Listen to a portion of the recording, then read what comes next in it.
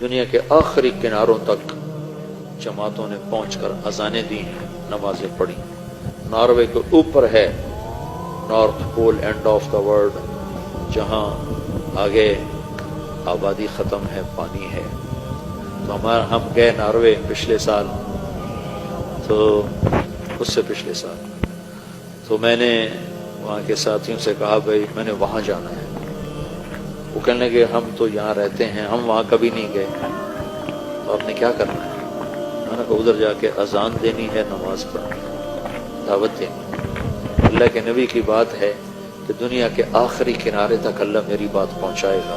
بس یہ شوق ہے کہ مجھ سے پہلے بھی لوگ پہنچے ہوں گے، پر میں بھی ان میں شامل ہونا چاہتا ہوں کہ میں کہوں کہ یا رسول اللہ میری ملاقات ہو، تو یا رسول اللہ میں نے آپ کا نام اس آخری کنارے پر بھی لیا تھا۔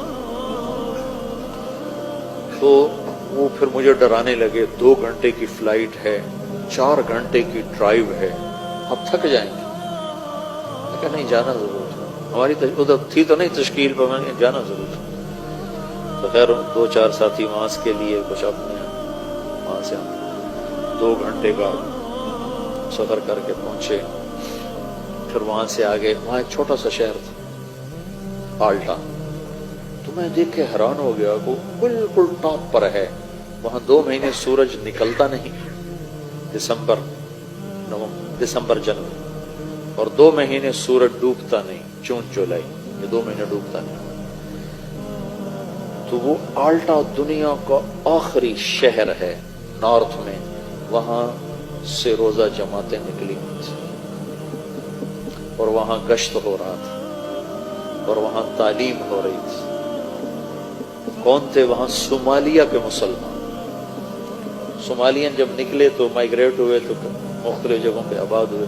صومالین مسلمان، انہوں نے وہاں مسجد بنائی بڑی خوبصورت چھوٹی سی، وہاں سے روزہ جماعت 3 دن کی جماعتیں نکل رہی تھیں، گشت ہو رہا تھا، تعلیم ہو رہی تھی۔ انہوں نے ہمیں گاڑیاں منگوا رہی تھی، میرے سامنے بیٹھا، کیا تو میری سن، تو ادھر کیا دیکھ، تو یہاں ٹیچر بن کے بیٹھا ہے کہ میری سننے بیٹھا؟ اچھا کہ میری سن۔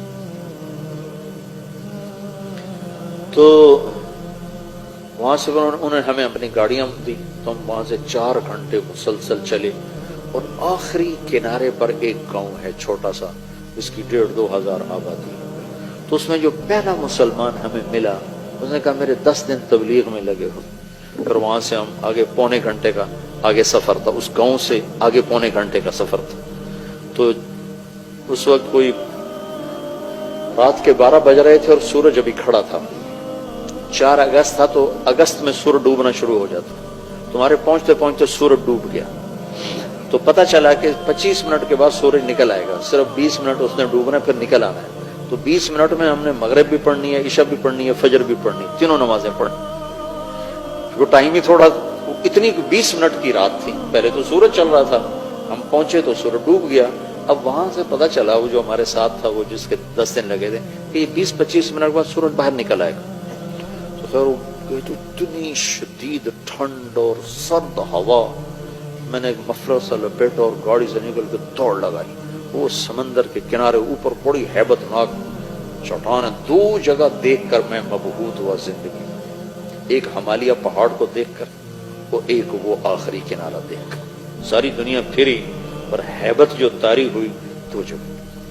جا رہے تھے ہم کھٹمنڈو سے ڈھاکہ، تو کیپٹن نے اعلان کیا کہ آج سب آپ لوگ بڑے خوش قسمت ہیں، ہمالیہ پہاڑ پورے سال میں صرف 10 دن کے لیے چوٹی ننگی کرتا ہے، سارا سال یہ بادلوں سے ڈھکا رہتا ہے، 10 دن اکٹھے نہیں ہوتے، کبھی 1 دن، کبھی مہینے کے بعد 1 دن، کبھی 2 مہینے کے بعد 1 دن، ایسے۔